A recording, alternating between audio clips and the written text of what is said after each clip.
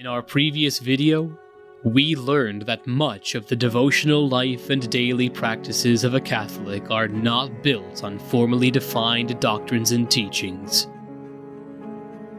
Continuing with the question on what must be believed for the Catholic of goodwill, we look at several paragraphs from Father Denzinger's work, The Sources of Catholic Dogma. The paragraphs are from Pope Pius IX in his apostolic letter Tuas Libenter. This letter, from December 21st, 1863, rebuked the erroneous positions of one of the most learned Catholic priests in Europe, Father Dullinger, who was excommunicated in 1871. It was not only a dogmatic declaration that Father Dullinger defied, but it was also the importance of consistency in doctrine that he challenged. Father Dullinger was definitely a forward-looking and progressive priest who was a precursor to the theistic evolutionists.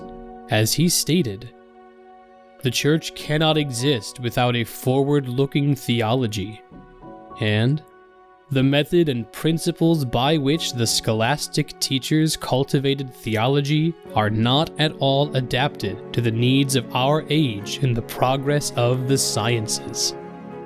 As always, the language of adapt, forward-looking, update, renew are in the works of Catholic theologians who desire innovation in doctrine.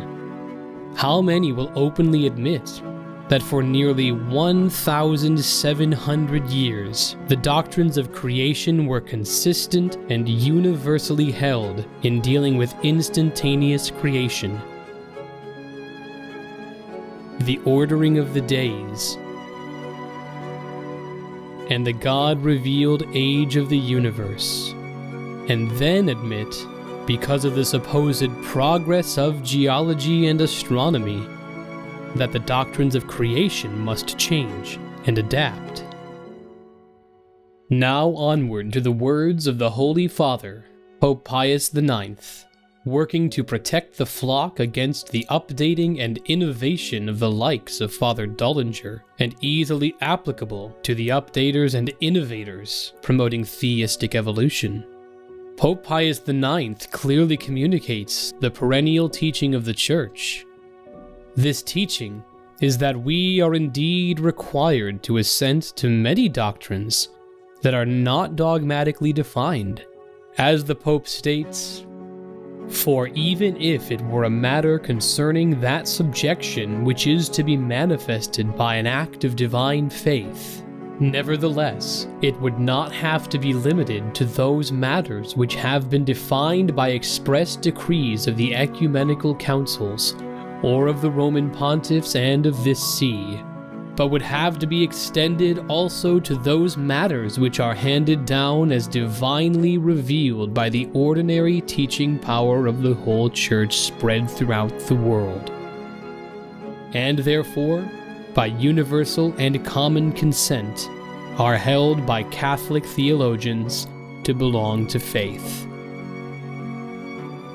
This is such a helpful aid in protecting the doctrine of the Church against the progress of doctrine or teaching to a new and updated interpretation. Such innovative interpretation may win the applause of the world, but will not win the graces needed for the salvation of souls. In our next video, we will conclude this series with further statements from the Chair of Peter.